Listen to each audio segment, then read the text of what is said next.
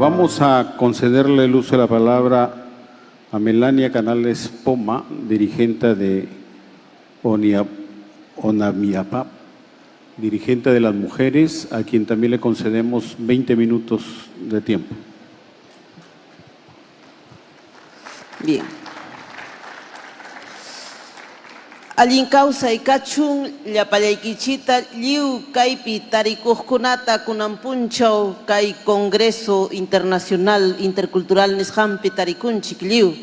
Ari wakin nikichik puño kuchkankichik, wakin nikichik harikchachkankichikraj.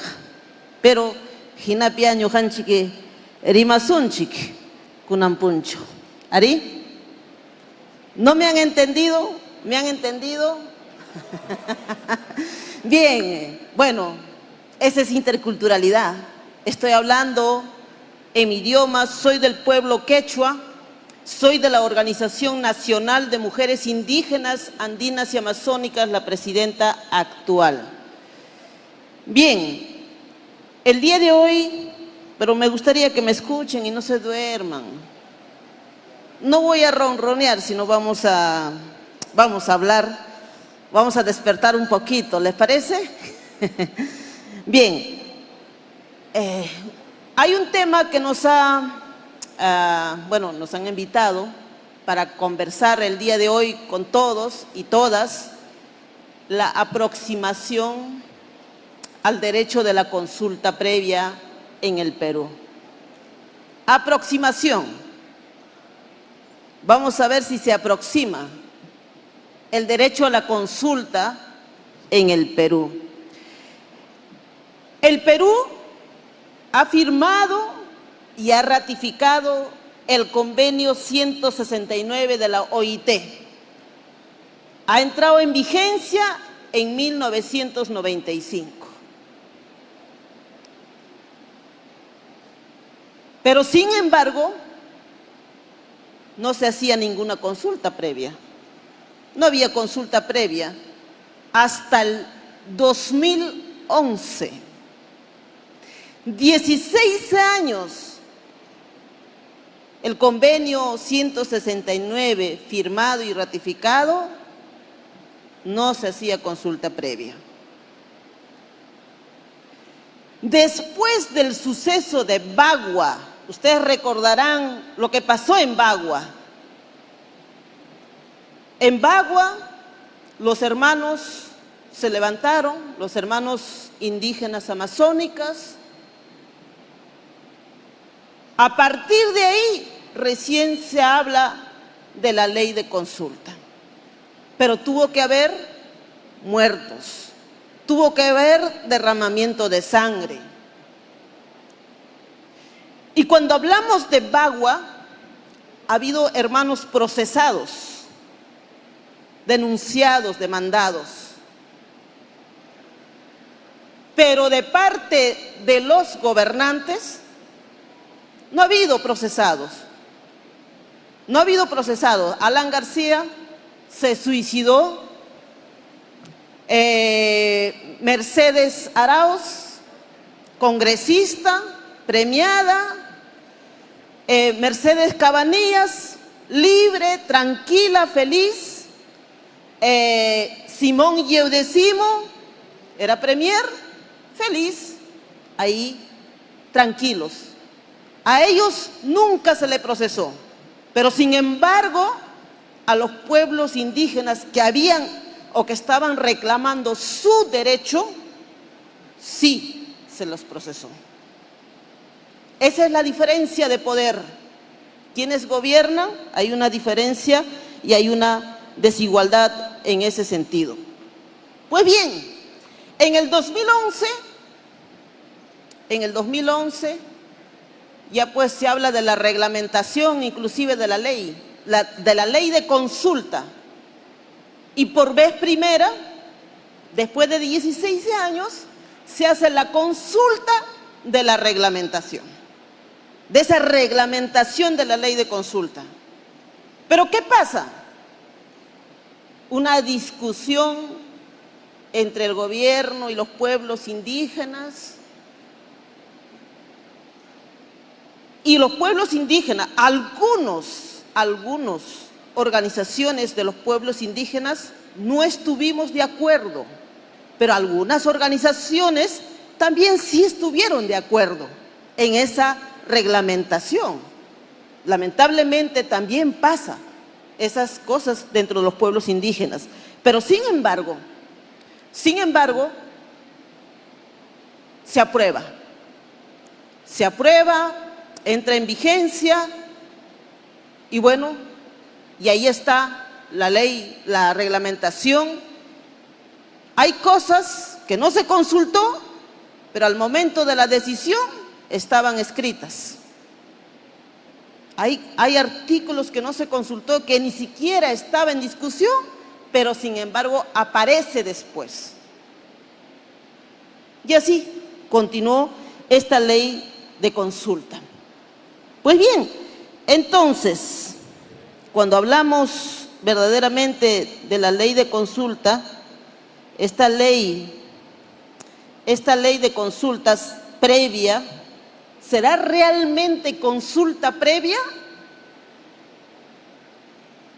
No, pues. En el Perú no existe consulta previa, menos consentimiento. Existe consulta, que es distinto, pero no previa. Se consulta la reglamentación de la ley, pero no la ley. La ley no se ha consultado. Se consulta la reglamentación de la ley forestal, pero no la ley. Se consulta la reglamentación de la ley de lenguas, pero no la ley. Se consulta la reglamentación de la ley marco de cambio climático, pero no la ley. ¿Existe consulta previa? No existe consulta previa, es una consulta, pero no consulta previa. Asimismo, cuando van a hacer consulta minera, consulta de hidrocarburos,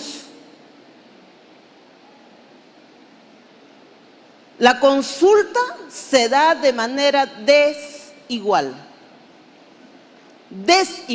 El gobierno en el diálogo, sentado con su equipo, con sus asesores, y los pueblos indígenas ni plata tienen para contratar asesores.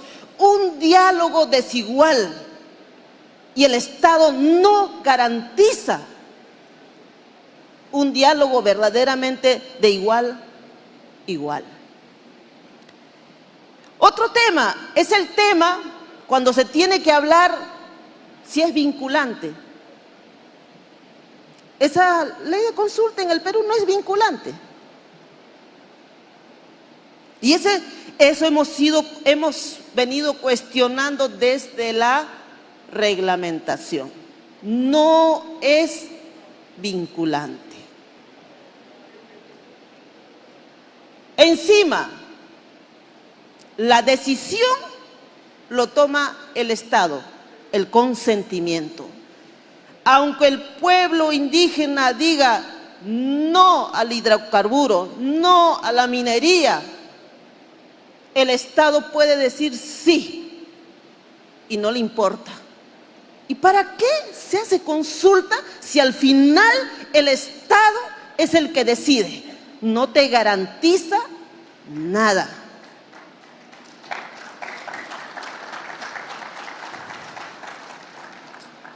Asimismo, la consulta previa en el Perú no está de acuerdo a los estándares internacionales, no está de acuerdo al convenio 169 de la OIT, pero sin embargo el Estado peruano, los gobiernos, hablan maravillas de la consulta previa del Perú, dicen que es el máximo y hay que copiar. En otros países, otros hermanos y hermanas me dicen, ha venido funcionarios del Perú, dice que la consulta previa es ok en el Perú, es lo máximo. y tenemos que copiar de ustedes. Mentira. Lamentablemente, existe el convenio 169, que es rango constitucional, es ley en nuestro país, pero sin embargo, han sacado la vuelta. Le han sacado la vuelta con una ley que es de menor rango y que no está de acuerdo al convenio. Y lo han adecuado para poder verdaderamente violar derechos de pueblos indígenas. Por supuesto, en algunas políticas como la ley de lenguas, entre otros, no ha habido mucho problema. Pero ¿dónde está el mayor problema en la consulta? Cuando se tiene que hablar de la consulta minera, cuando se tiene que hablar de la consulta de hidrocarburos o cuando se tiene que hablar de la hidrovía en la Amazonía. Ahí está. Tiene que ver con la actividad extractiva, tiene que ver con el despojo de las tierras colectivas de los pueblos indígenas. El 49.7% de todo el territorio peruano está en manos de comunidades campesinas y comunidades nativas. Casi el 50% de todo el territorio peruano está en manos de comunidades campesinas y comunidades nativas.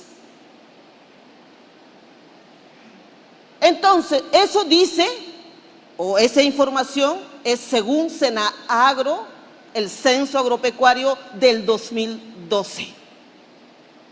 Del 2012, cada 10 años se hace el censo. Seguramente que ahora ese 49.7% ha disminuido, porque también se viene promoviendo la individualización de los territorios colectivos, la parcialización de los territorios colectivos.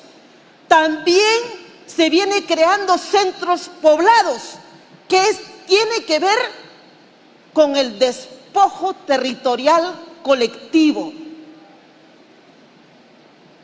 Y nosotros y nosotras, y espero que puedan escucharnos también los que imparten justicia, porque la justicia para los pueblos indígenas se tiene que tomar en cuenta sus conocimientos, se tiene que tomar en cuenta sus saberes, se tiene que tomar en cuenta sus prácticas, se tiene que tomar en cuenta que los pueblos indígenas existimos antes de la República del Perú, antes de la República del Perú.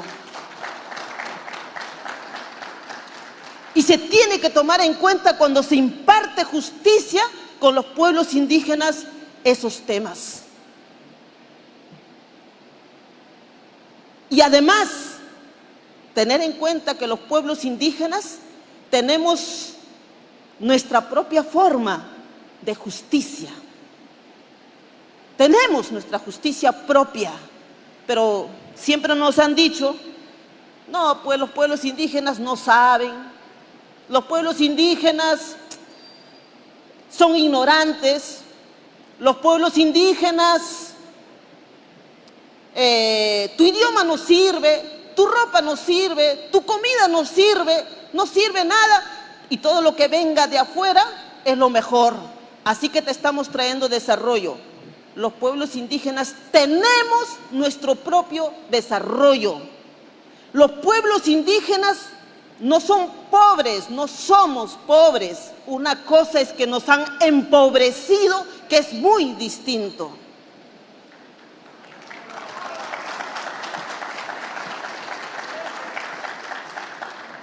Y se tiene que tomar en cuenta todo ello, la consulta.